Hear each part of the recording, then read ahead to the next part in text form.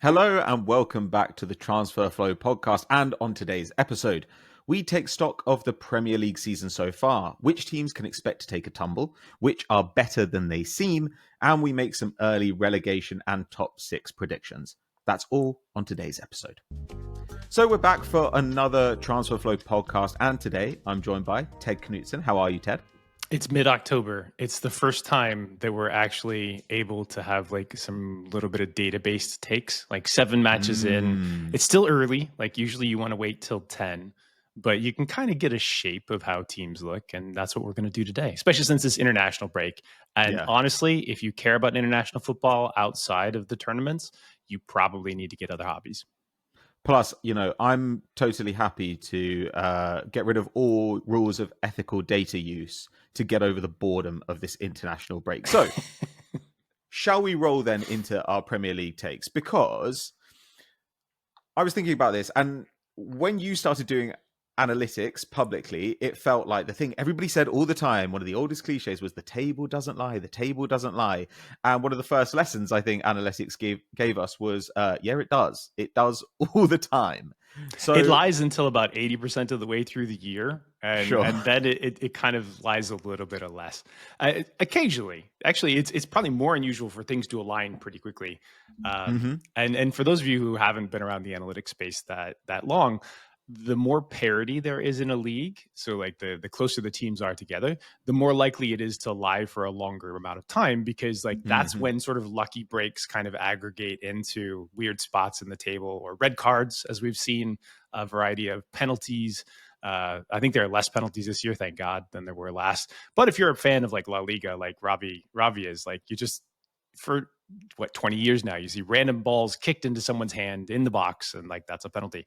We don't deal with that as often in England, but you still get a lot of oddities. It's one of the reasons why the lower leagues are a lot of fun to follow. Sure.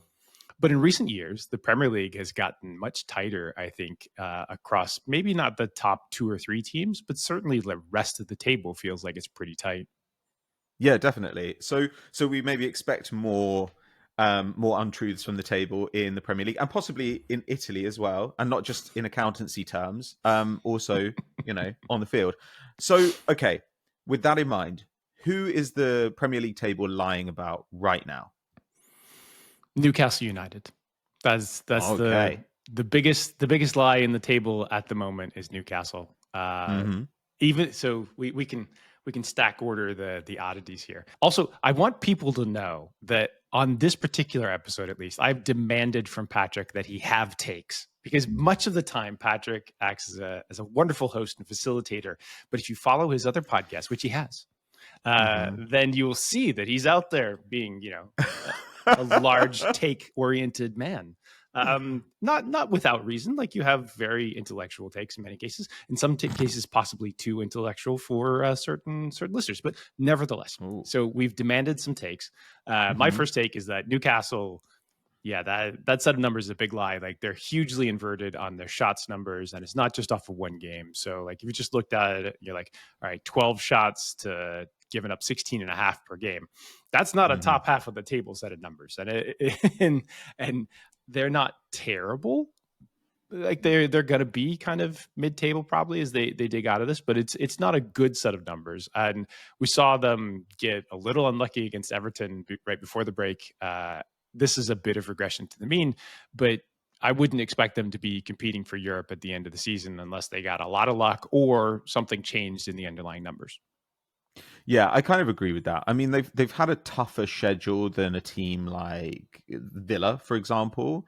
And I guess you could make the argument that they're missing Isak, who is a superstar. I mean, he is absolutely incredible. On the other hand, as Ravi talked about in the episode, well, I don't know, we touched on this. He said that Isak has this toe issue, and toe issues can be extremely dicey to come back from. So if they get him back, and some of these teams that are playing in Europe, like Villa, maybe have a bit of a bad run, then maybe there's ground to be made up there. But I agree. I want to believe with Newcastle I'm not really sure why. Like, I don't. That's like a Jenga set of stacks of maybes there for like, how teetering Exactly. this prediction is. For those of you who kind of follow Northern media, Mark Douglas interviewed me last week a little bit about the Newcastle project and data usage, and we had some insight of that back when I was at StatsBomb. Had been trying to sell them data and stuff for quite a while, and then as soon as the takeover went through, they were happily purchasing that. Anyway, for those of you who've been following here, if you watched our transfer grade stuff, you'll know that some of the things that I said there about Yankuba Minta have been public for months, but I think the Newcastle fans enjoyed certain of those elements there. They might not enjoy this whole tables lying bit, but we try to call it how we see it. Well, I think this is the thing. I think when you talk about football publicly, quite often if you give your opinion in a forthright way, then people will say, "Oh, you're very arrogant," or "How dare you kind of tell us what you think?" And you think, the only thing I owe you is to be honest, in my opinion. Surely you'd rather I was honest with an opinion you don't like than you get the, Erling Haaland's only going to score 10 goals kind of hot takes that you get in other parts of the media, which are clearly to drive engagement. Here, we don't drive any engagement, Ted. No, I barely even drive, to be honest. We force away viewers. No, this is a historic thing, and I used to work with a guy named Rasmus Ankerson who oversees Southampton now. I worked with him at Brentford and at Midtjylland, and his favorite thing was taking the Matthew Benham take that the table lies, and there was also like the table of justice, right? Or that was the Danish translation of it. Some people have taken that to be like, how many unfair decisions has our team had against a different table of justice? That's not it. But really, it was mostly about the gambling market and expected goals numbers and how they are more indicative of teams' future performances usually than the actual spot in the table. It's not to say that goals are pretty useful weighing elements of that, but there are also a lot of things that happen in football that are fun to look at. So Newcastle, we kind of agree on. They're one of the larger lies right now. What else do you see that you're interested in that is unusual or feels untrue? I look at Tottenham right in the middle of the table, and I think they are somewhat better than that. Yeah. I don't think that they're incredible. So right now they have an extremely healthy expected goal difference. FBref have them as second in the league. Now, going up against Man United, they were really good against Man United 11 versus 11, and they were able to rack up a pretty healthy XG difference in that game versus 10.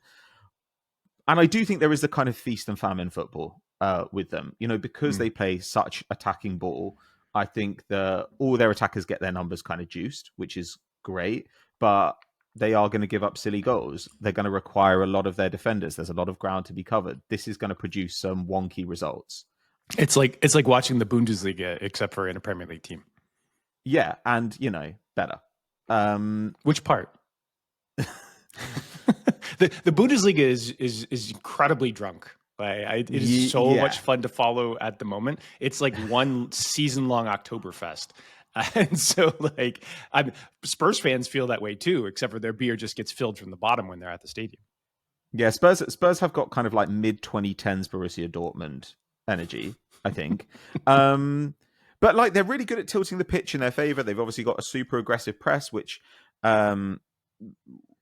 at times is maybe too aggressive. Maybe it kind of writes checks that their defenders can't cash. They're not the only ones right now. There are a couple teams out there that are dealing with that, and that's actually the trade-off of that type of style. And why you see the Bundesliga being a lot of fun. You have a lot of pressing teams, but if you have talented attackers that you have to face every single week, you're not always going to win those 1v1s. And so you hope that your goalkeeper is also, octopus armed and lightning reflex. Yeah, and I think I look at Spurs, there are some positions that are difficult to fill that they've got filled.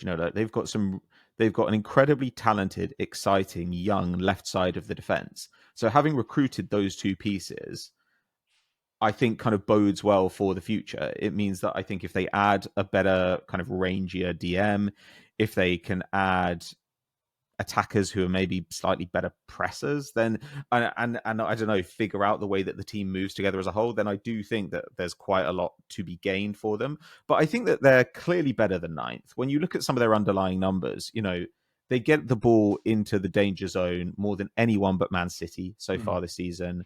They've got fewer of these opposition deep completions conceded than anyone but Liverpool. So if you consistently have the ball in dangerous areas and you keep opponents out of dangerous areas, this is a very good recipe for winning football matches. They And I can play like on their the talent. break. They can definitely play on the break. I think, when you see Spurs, when you look at their squad, you're like, this feels like a team that is budget capped pretty hard, but they have pretty good recruitment for the most part behind it. And Brennan Johnson is also like a get out of jail free card. Like anytime you get a young player that sort of comes from nowhere and ends up being one of the best young players in the league, you're like, well done, you. Trent Alexander-Arnold coming out of the academy for Liverpool solved so many issues for them that they were able to align other places. But they kept the Harry Kane money. They didn't really spend it a year before. They've done some pretty decent recruitment so far, but it feels like they're like, as you say, 2 to 3 positions short right now. And that's usually just mostly a budget issue. Sometimes it's a transitional issue. Like Sonny's not getting younger. He's possibly the most beloved player of any team in the Premier League and quite a worldwide following. But at some point, like that's a transition that'll happen, at least to a more part-time role. I agree with you. 9th's not close. 7th could be though, depending on their variance. Yeah.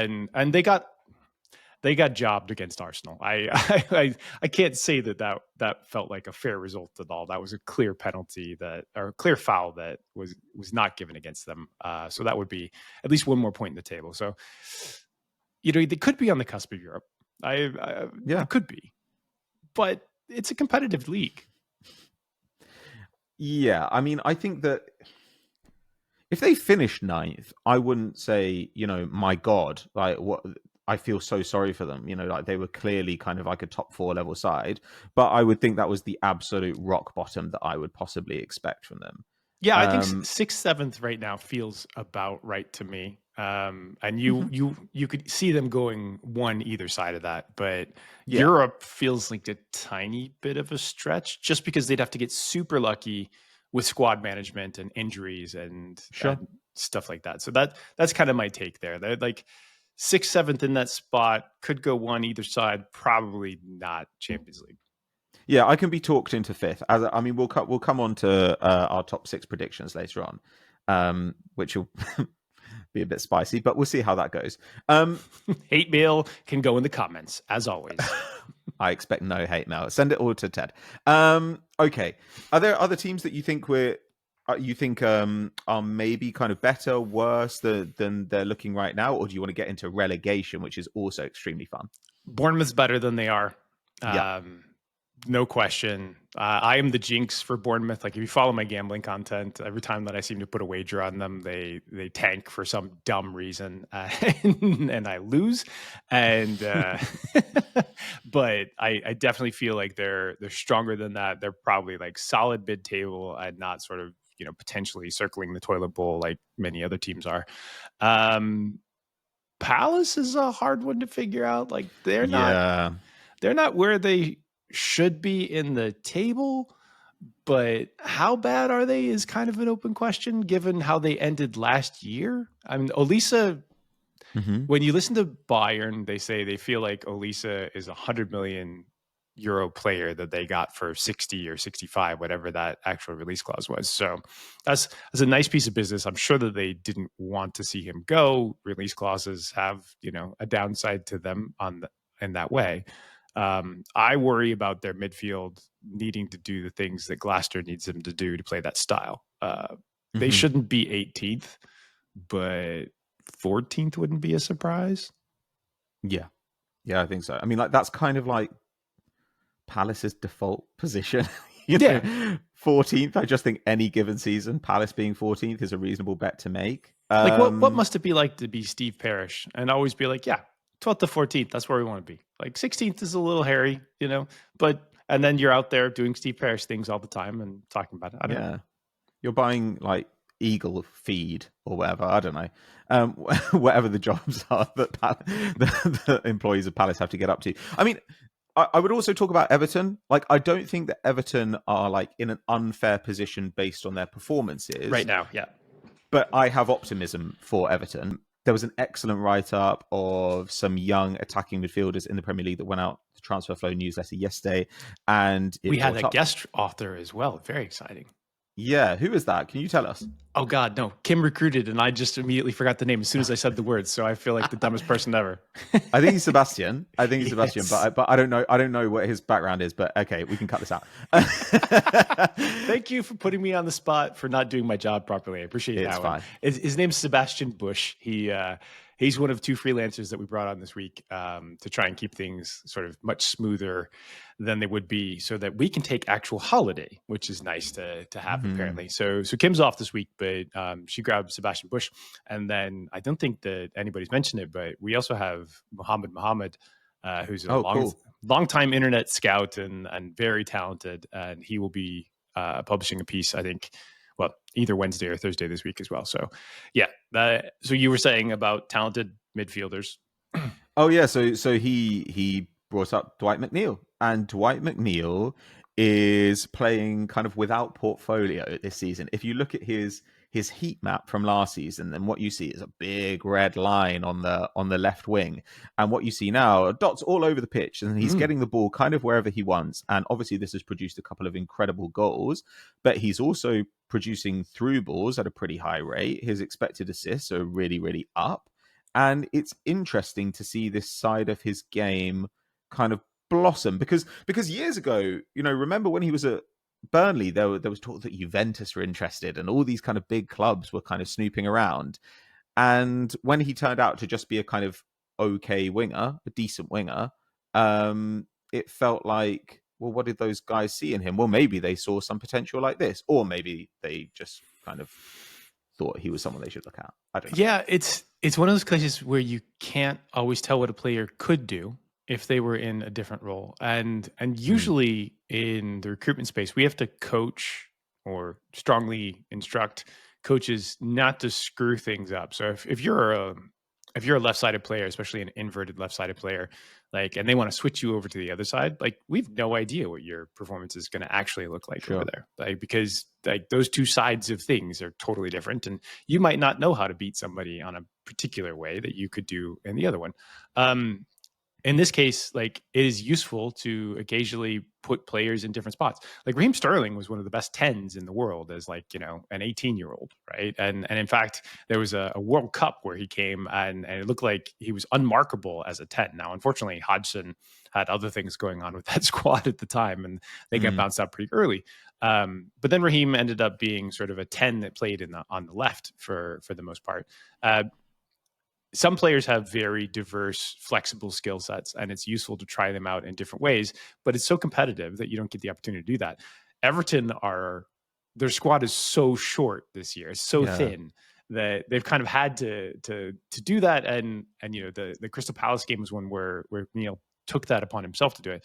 But I agree with you on the table take at the moment. The position right now is not unfair, but assuming the Friedkin deal is true and they're able to inject 60 to 100 million into them in the January window, they will get deeper and they will get better. And there are enough bad teams that and Dyche is genuinely good. I don't think people really argue about this anymore. He doesn't feel like the type of guy that only has one style. He doesn't feel like a Steve Bruce where his teams are just going to plummet back down. He can get them promoted, and that's an awesome skill, but they're going to come back down.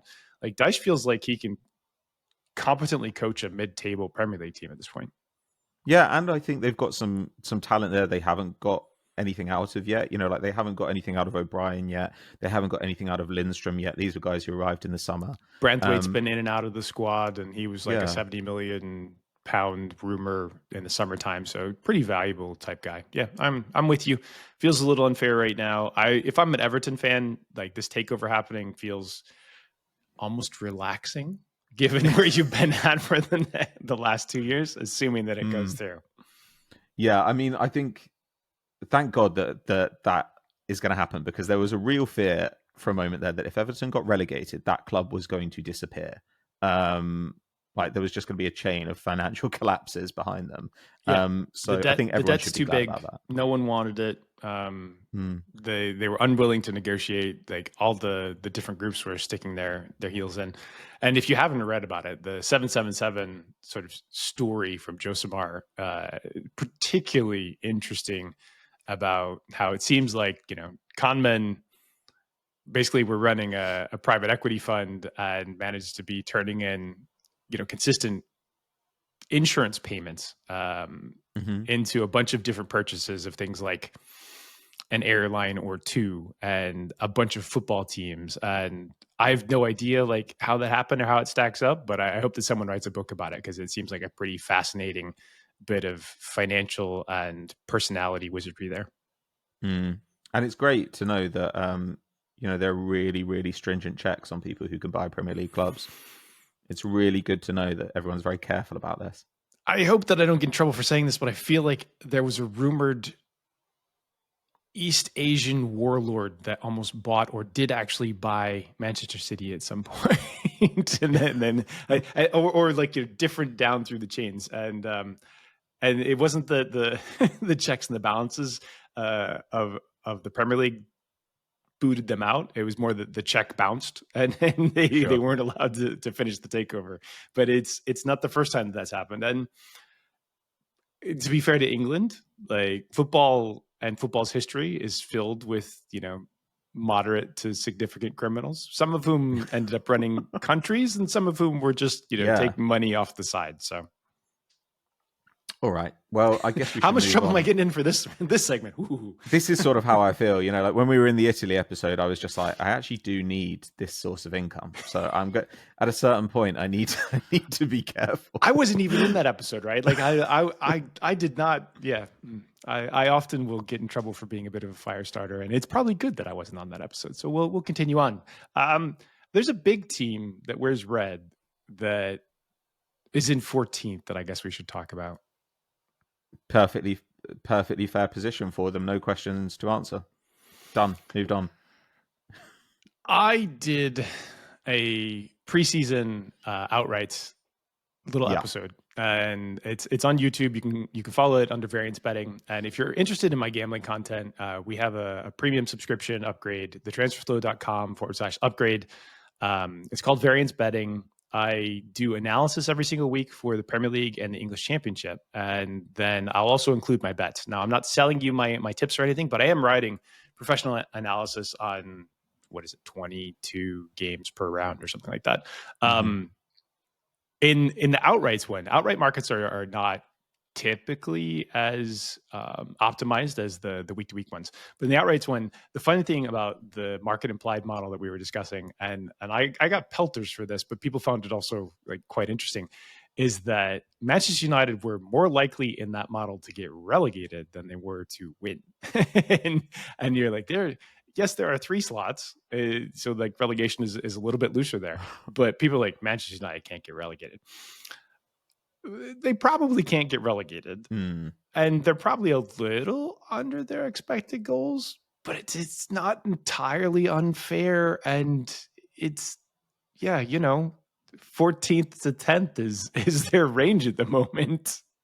Yeah, I just think all this kind of fuss about them being where they are now, it's exactly where their underlying numbers predicted they would be at the end of last season. And I agree, they have been a bit unlucky when they've scored 5 goals. Only one team has scored fewer goals than them, and they've scored 5 goals from like 11 XG. That is rough. That's undeniably rough. I recommend buying a striker that actually shoots and scores goals, though. That's my recommendation in the future. But maybe if you get 2 who don't shoot or score goles, then something else, you can put them in like a one really long coat and like do something. Yeah, who knows? Let's just start sticking guys together and see what happens. I mean, it's just United. I think we quite liked their summer, and there are aspects of their numbers which I guess are better than they were. Oh, sure. I mean, But there's nothing here to convince me that this is a top half of the table side. Like, there's nothing going on here. It's a really weird situation where like their transfers were so bad for so long and so much wasted money. I mean, just look at the guys that are kind of around the squad that you're like, that's pretty bad, or the people that left that were also pretty bad, like for the Premier League. And it's a years-long process, but United isn't a place that like really tolerates years-long processes, at least, in terms of their football output. So like Ten Hag throughout his history before this was like hugely regarded as a very talented coach. He had success, like real success, and not just success in like, one or two areas, but like, across all of his Dutch teams, like high level success, even into the Champions League with a bunch of players who were better under him than they have been elsewhere, right? Which I think is also like pretty intriguing.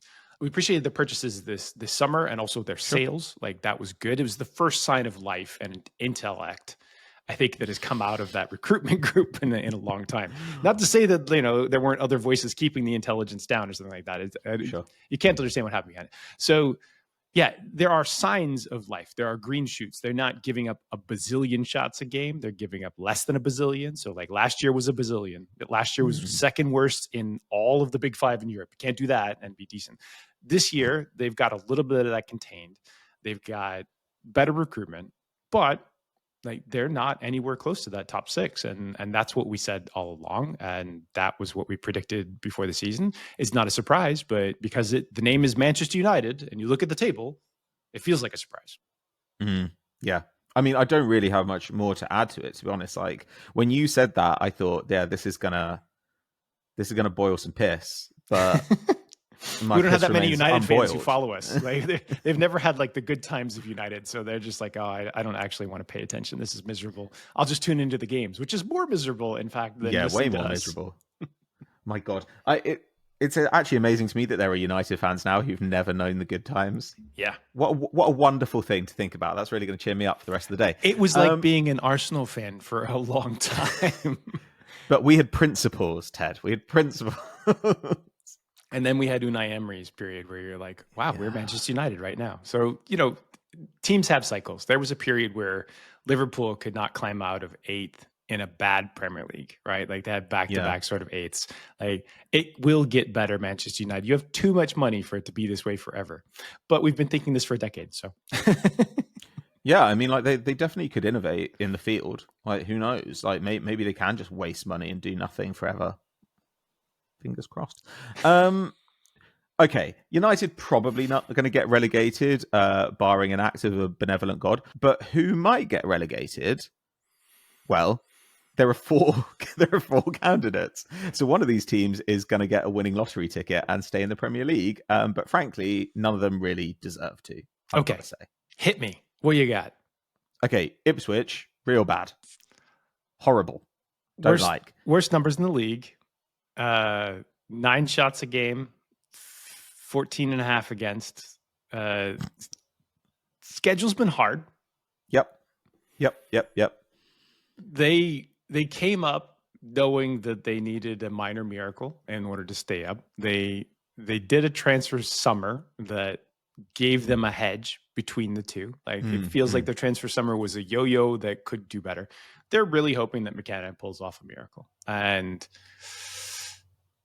I have very little interest in gambling on them in the future because it's a very stressful, highly painful process. But like they had to gamble, and I think you're right. They have 4 points so far out of 7 games, which is not as bad as some other teams. Yeah, but okay, that's their main merit. I would say that they've got 4 points. It's useful to have points. Points on the table is a positive thing. Yeah, points good. Getting battered by West Ham, not good. No. Being significantly worse than Saints in the game they had there as well. Giving up nearly 3 XG to Saints. Don't like that. Big Don't do flag. that. No. Yeah. But I mean, like, I agree in the sense that, like, I don't really want to pile on to Ipswich because at least with the summer they had, I thought there is some joined up thinking here. Like, you haven't gone and like completely mortgaged the future of the club on trying to stay up this season by signing a bunch of guys you can't afford. I mean, I don't know the state of their finances, but these guys are guys who they can take back down to the Championship, try and get promoted again. It's all fine, in my opinion. It's not ludicrous nonsense like financial doping, whatever. But Ipswich, bye. Sorry, see you later. Okay, you flushed them. They're gone. Okay. Wolves. Bye. Oh, They cannot be fixed. I cannot fix Wolves. Look, I mean, they've had a really hard schedule. They've had a god-awful run. They've had Arsenal, Forest, Villa and Brentford away, Chelsea, Newcastle, Liverpool at home. Do you know what they have next? Their next 2 games? City at home, Brighton away. Oh. Yeah. So, I'm going to counterpoint that. Mm-hmm. And I'm coming in hot from the perspective saying that I thought they were most likely to get relegated out of the teams that were still in the Premier League last year. Yeah. So that schedule is impossible. And their numbers are not as bad, even with that schedule, than some of the other teams. Now, the problem is they have 1 point and other teams have more points. The second problem is they need to win games, right? Like you need to actually put 3 up on a regular basis. If you're getting 1 point from all these matches against teams that you're scrapping out with to go up or to stay up, like you're going to get relegated anyway. So their numbers are not as bad as 3 of those teams that you mentioned. And in fact, like might not be as bad as, it's close. It's really close. And it feels like until we get proof that they can win a couple of games, maybe, within like a 5-game segment or 5-match segment, don't have signs of life, but it could be there. There might be like the tiniest little bit of smoke. Or the other teams just might be Mr. Freeze and they may be so bad that they are just going to sink to the bottom. Yeah, I mean, to be honest with you, that when I was looking at these 4 teams, I changed my opinion on which one I was going to say could stay up. Who's escaping the flush? Who's not going down the Premier League toilet bowl? I just think we just change the league structure and just send them all down. In the end, I've decided. Oh God, I've decided to go for Saints. As what? As being saved? Yeah, why not? How quickly are they firing Russell Martin? Very soon. Why did they not do it this international break? Sure. Okay. Well, okay. This is what I've said in my notes. Saints are going to have to change style to stay up. This is a gamble on talent plus new coach. They might be okay? Question mark. Question mark. Question mark. There's so much confidence I want to in this believe. Analysis. So much confidence. Yeah, I'm in pure like David Duchovny, I want to believe mode. So I just like they have some young players that could feasibly be good. I like Dibbling. I guess Ugochukwu could turn into a decent DM. I look at him and I look at Ariba and I look at Flynn Downs and I'm like, maybe you can cobble something together here. Need to change coach. Quick. Yeah. But when I was looking at Leicester have a 5-point advantage, and that is their like major selling point. That's like, a lot of 5 points is huge. But that is the only real argument I had for them. So if you say that they have to get to 35, assuming that these teams are bad this year, right? Like 5-point advantage is, like 16, 17% like of the total. You're like, ooh. I respect that perspective with the caveat that you don't have to. No, I do. I thought that they would be better coming into the season. I didn't realize that Martin would be selling himself as a Vincent Company which is not true. Like none of his history actually sort of looks like that. But also just like not playing practically. Like they don't have the talent to do what they're trying to do. I don't even think that they're coached in the way that sort of lends itself to that talent. So if they pulled the ripcord real soon, yes. But the problem is I don't think they make that change until the next international break, at which point it might be too late. So that's my counterpoint on that one. Yeah, I think that I find it hard to make a really coherent case for any of these teams, to be honest with you. I mean, like Leicester, 5-point advantage, but they've been the inferior side by XG in every game they've played so far. They're taking 8 shots a game, and those shots are also the furthest out of any team in the league, which is a recipe for not scoring many goals. I just don't think they're very good at anything.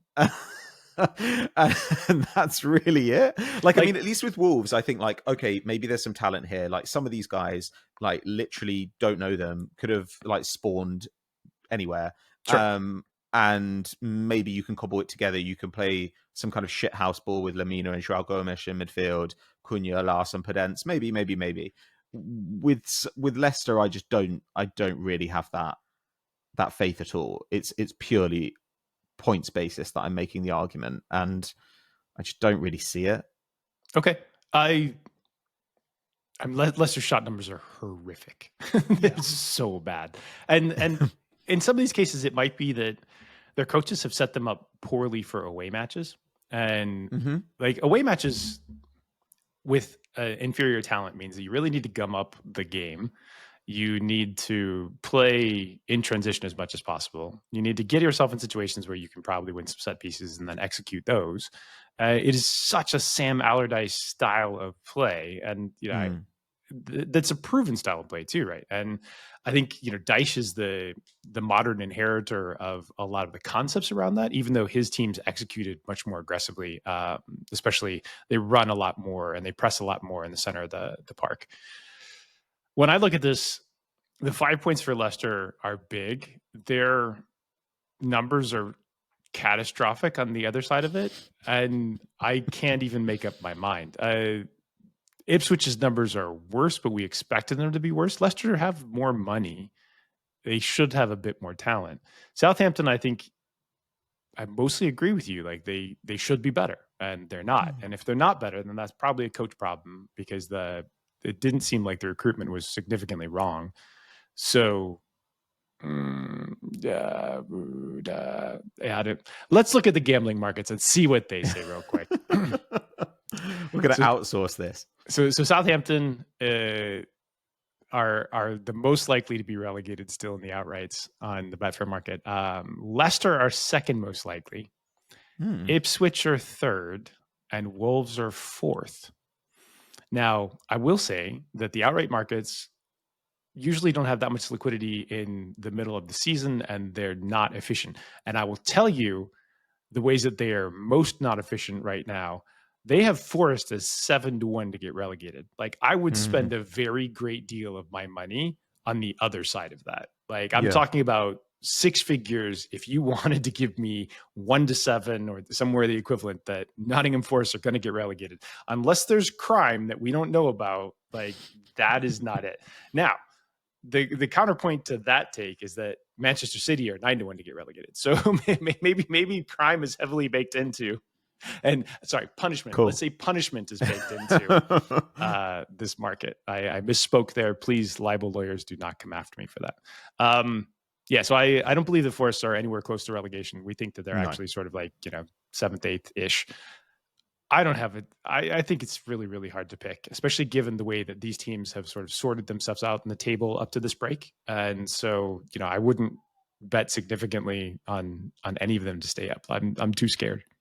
Yeah, I agree. I mean, like maybe it's going to come down to which of them have the money to do something in January, and if you have a sense that they're going to go, that Saints are going to go and sack Russell Martin, or Wolves are going to be able to do something major in January, then like maybe this is an area where you have the edge on the markets. But like I just look at all these teams right now, and I just think, let's scrap this, start again.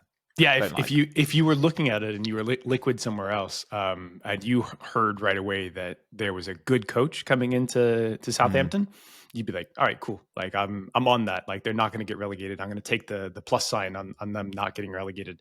It might be you're long odds at that point, but like you're happy to take the underdog bet. And I think what we're saying is like we don't know which ones to to pick. So we're in that same boat. Okay, well, shall we turn our attention to the other end of the table?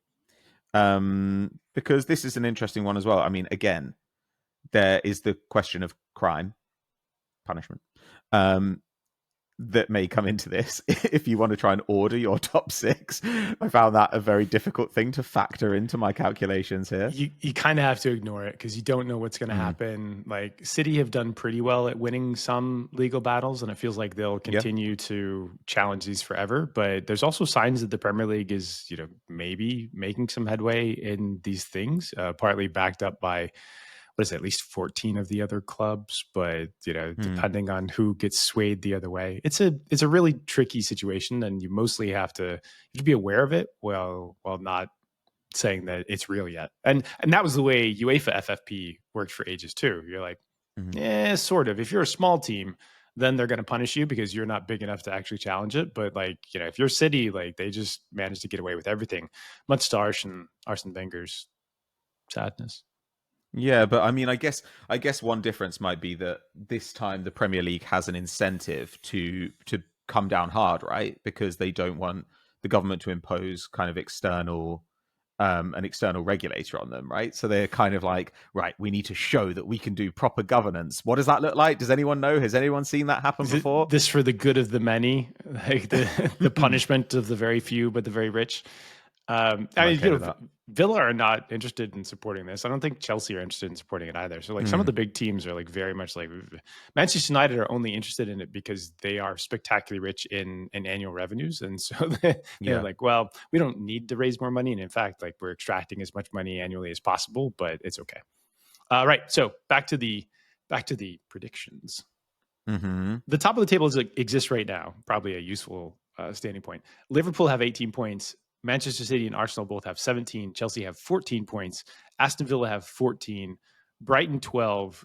Newcastle 12. Fulham 11. Tottenham Hotspur have 10, along with Nottingham Forest and Brentford. And then way down in 14th place is the Manchester United. So the question becomes, how are you ordering the top six here out of what feels like 7 contenders? Yeah. Okay. All right. So I think the top 4 stays the top 4, but not in that order. All right. So we got Liverpool, we got Manchester City, we got Arsenal, we got Chelsea in the top 4, but you're leaving out the Hotspurs, my friend. The ones that you thought were most out of place. And in fact, when you look at different expected goals models, they look like either the best or the second best team in this league right now. Yeah. I don't believe that. I mean, nobody believes that. No one's going to be positive. You can't be that positive about it. I'm going to get rid of my lasso voice as we continue on. Different Ted. It's fine. Sorry, I don't like that show. Okay, let's. That is a different podcast. I'm actually distracted by rage. Okay, so let's look at this. I have gone for Chelsea stay in 4. I think I'm going to put Chelsea in 4. We're very different audio and video podcasts right now. We're gonna have to dig into this at some point because he just broke me with how much he immediately expressed hatred for Ted Lasso, and that's maybe next international break we'll dig into Patrick's entertainment takes. Right, Chelsea 4th place. You are a believer in the Fighting Marescas. I'm a believer that talent goes a long way. So Cole Palmer, Nico Jackson, all the hundreds of millions of pounds that they've spent over the last 4 years. And there are a million ways that squad could be put together in coherent ways. The deepest squad by far. We used to think that Manchester City could have an injury across the whole first 11 and be okay. Chelsea literally are swapping the entire first 11 into Europe, and they're huge favorites to win their Conference League. Now it is Conference League, and they're mostly facing teams that have a 20th of their budget. That's not an exaggeration, but so they have depth and replacement parts at every single position. Yeah, they don't have to play a player they care about in Europe all season. I also just think, Maresca will probably be able to work something out here. We talked, Ravi and I, about how easy it will be for them to institute, a proper coherent press with these attacking players, because a load of them are not really plus pressers. But I think they can just drop an attacker and play another midfielder. There are lots of different ways that they can try and balance it. And I do just think Palmer Jackson is an insane cheat code. If you want, you can just play those guys in the Premier League and nothing else all season. And if Sancho doesn't have to press, like he can actually be a 10 in space. Like that's like such a luxury and you can bring him on late when people are tired and he can just create on either side of the pitch and he can run a bit.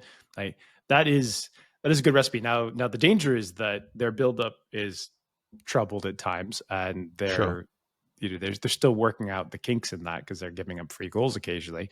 The defense is not a rock yet. It's okay. All right. Go ahead. I'm intrigued. Okay. So number 4, Chelsea. Number 3, I don't know why I'm doing this in reverse order, knowing we also have to do 5 and 6. Let me start at the top. Okay. I hated doing this. Ooh. But I put Arsenal number 1. Wow. Jinxing himself. Like personal, don't like deep-seated. There is nothing in the current metrics that suggests this is the case. So you have to regress to last year and then add a Rodri factor for you to have some level of comfort with this. Well, if you look at where they are in the league, their numbers have recovered pretty significantly after a couple of very easy games. They've also got another easy game coming up, which is good. I've seen some people as well look at their numbers kind of 11 versus 11. Scott Willis has done that on Twitter, and they look extremely healthy. They look as good as anyone. They've got, more importantly, they've got through this part of the season. Tough schedule. No Odegaard. No Marino, really. Still betting in Calafiori. Some absences for White. And they're a point back on Liverpool. They're level with Manchester City. The squad looks as strong as last year, plus Timber, who they got nothing out of last year. It's significantly better. It's better than last year, except Gabriel Jesus may not have any knees. Yeah, that would suck because I always kind of felt like he's a player where I've always wanted him to come good there. I've always been quite bullish on him. I always felt the attack functioned really, really well with him in it. But if he wasn't the one scoring the goals, then it was extremely hard to sell that idea to other people. But I love the player. If Arsenal get some minutes out of him, if they were to get like 15 90s out of him or something this season, that would be pretty helpful for them. There was also, if you look at them versus the corresponding fixtures last year, they're up a point relative to those fixtures because I don't think those actually mean anything. I think that they're a nice thing to talk about. But I was also thinking, if you look at them versus those fixtures, their expected goal difference is only down minus 0.4 against those corresponding fixtures. So my argument that they are the same team as last year plus 4 useful players, I think kind of holds more water with that data point. I think the squad is stronger, like significantly so. Yeah. Minus, like there's still no Saka backup though, and sure. Jesus may have the full washing machine. He's just fork back.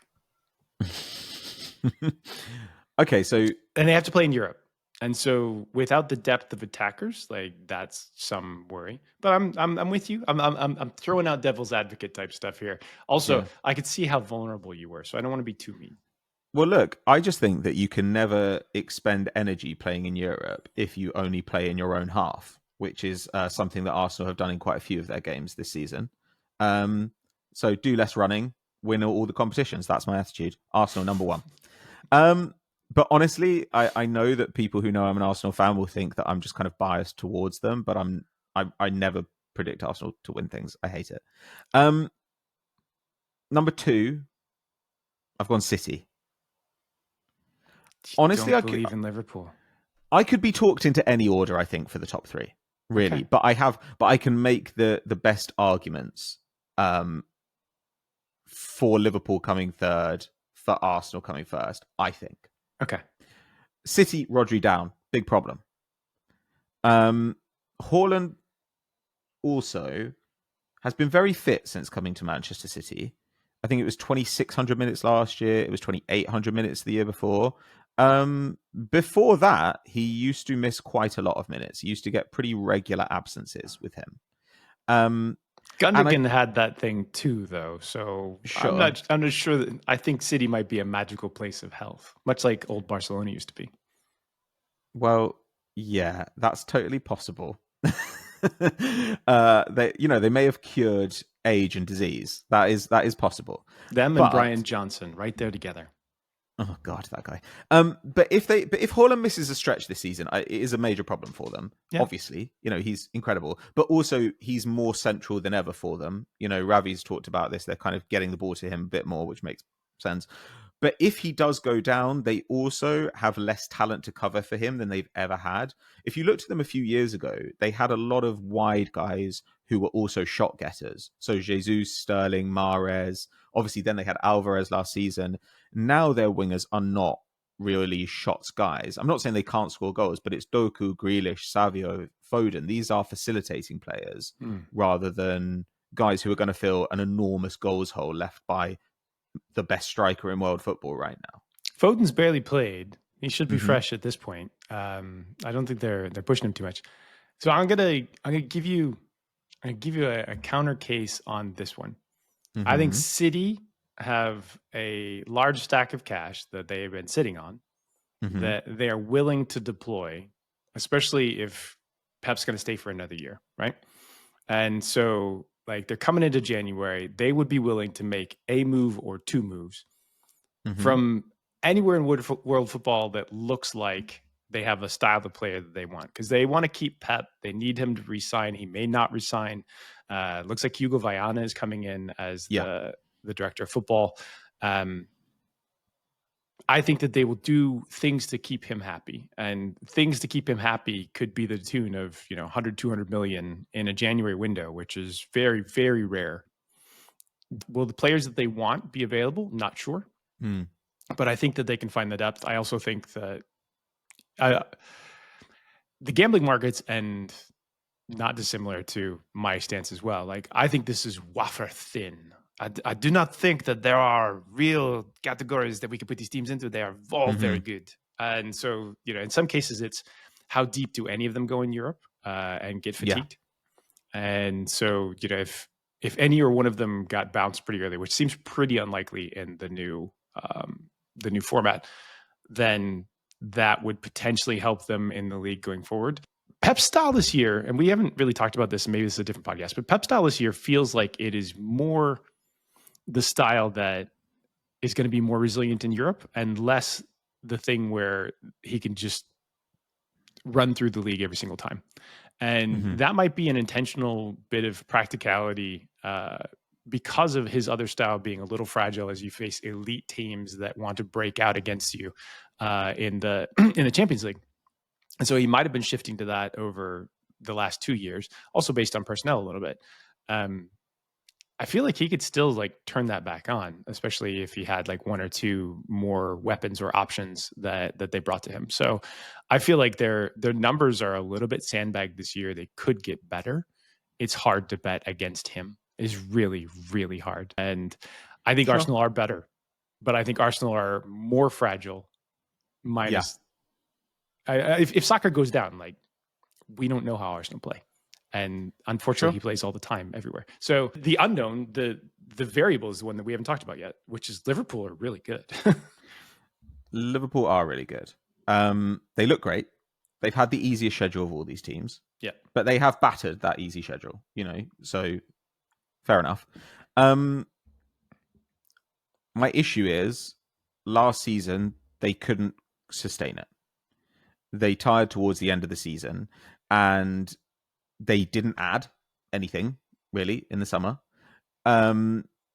So with everyone a year older, can they sustain it for the full campaign? Maybe they can. But I've also kind of got to believe that with these guys a year older and also with the contract situations, I find it hard to believe that won't bite. I think if you know that Trent is talking to Real Madrid, and if Real Madrid make a concerted effort for him in January, that's interesting. If Van Dijk and Salah are thinking about where they're going to be the year after, these things make me think that there's probably, if it is wafer thin, then that's the kind of thing that could make the difference. I also just struggle to believe, look, the defense looks really good, but I also struggle to believe that Slot has just fixed what Klopp couldn't just by putting Ryan Gravenberch into this like DM role. Like maybe that does it. They're pressing differently. They're pressing not quite as hard. You know, there are lots of adjustments there, but I kind of take leave to doubt it over the course of the full season. I think But if the Liverpool won the pieces were title, there. I think you have to give them credit for having the pieces, and you're going to been around a long time. Like there is often a 3-year window with pressing head coaches. So like players get tired of it. They don't want to run like they used to. They don't like the work. They get tired of only having out of possession defensive training sets. Like it's just like I don't care anymore. We've done this like a million times. It's that level of sort of training fatigue that can get frustrating to players. You need to keep it fresh. And one thing that Pep seems to be able to do is like to keep those guys locked in. And I don't even like giving credit to this psychological stuff, but clearly he has to have something that keeps them locked. I really like the Liverpool defensive structure right now. Our friends over the Anfield Wrap are very uncomfortable about having two club legends on another farewell tour at the end of the season. Like they're also like, we don't need to do this again. We just did this. Like it seems like we perform badly, and it takes away from the product on the pitch. And this product is going to be, it's right there. Like we talked about it. Everything seems to be pretty good. They're probably, they deserve a little less than where they're at in the table because of the softness of the schedule. We haven't seen them like really get beaten up by a tough run that's been extensive.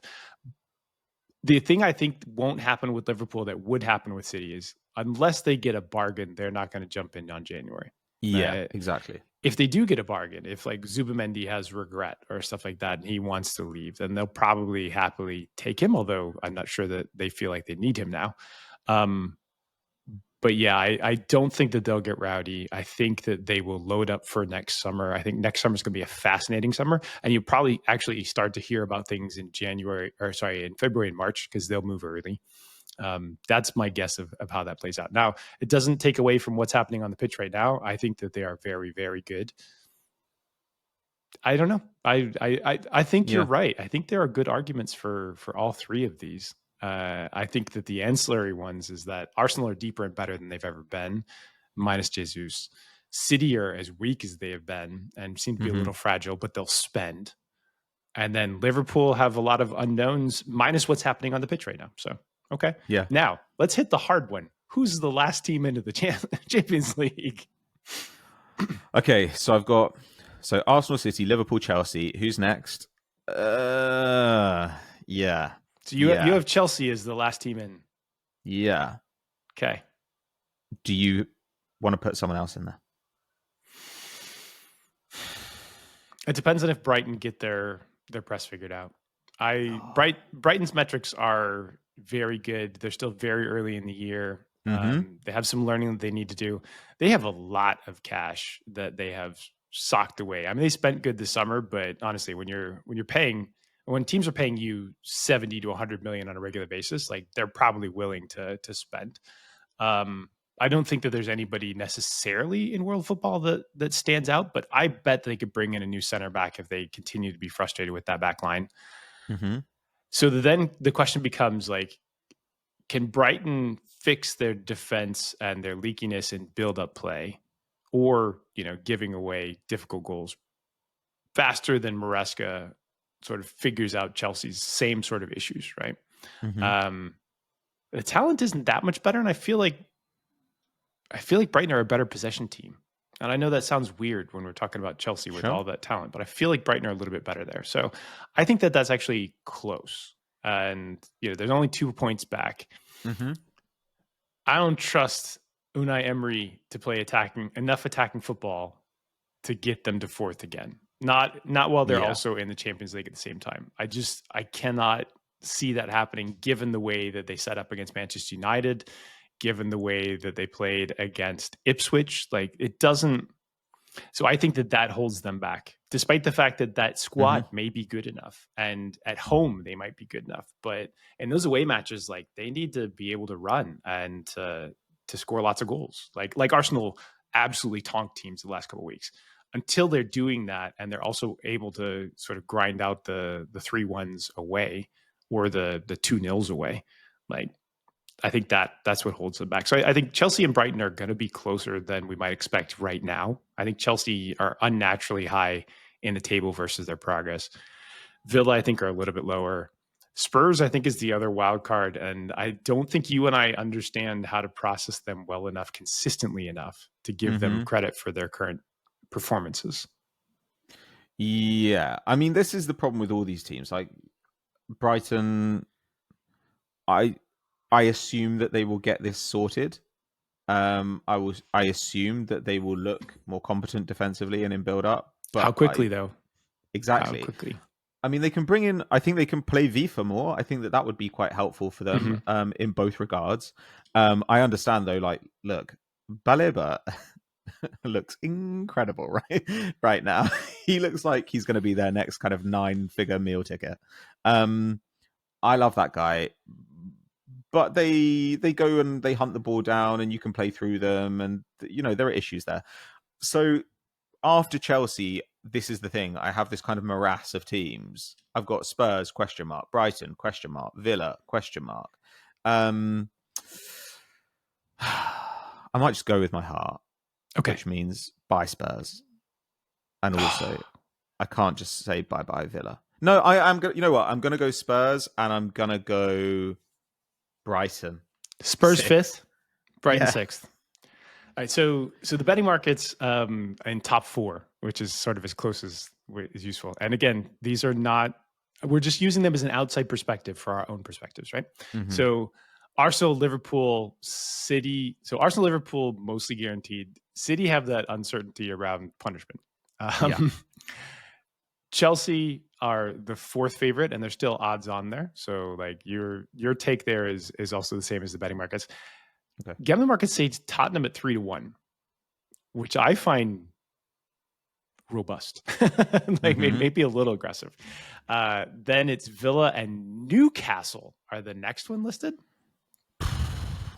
I would also, much like earlier, like Nottingham Forest not to get relegated, I would wager a very large amount of money that Newcastle are not going to be a top 4 team.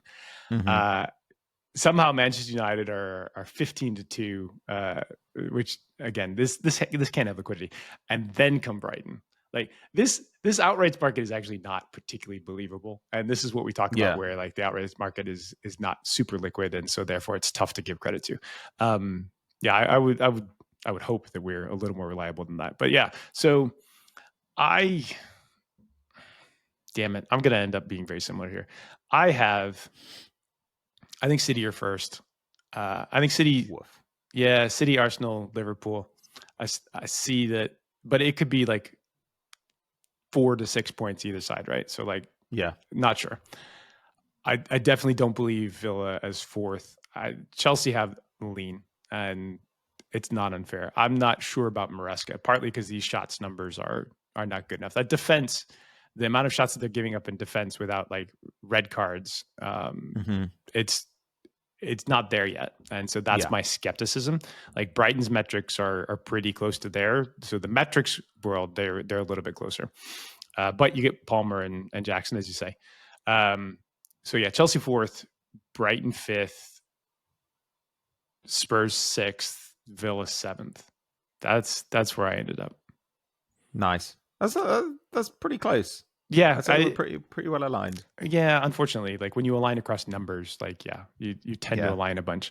But like these are the best part about the football is that it's 38 games. It doesn't really shape up much until like 30, 32. We've had some great races at the top of the table over the last couple of years, and particularly that 4th place spot when 7 teams are sort of fighting it out. It's reasonable and it's fun and weird shit happens, and that's why football's awesome. Yeah, it's going to be a really exciting season, I think. Like, I'm genuinely excited to see how this goes. And as we've said a bunch of times on this, these orders could change around massively by even Christmas and certainly after January.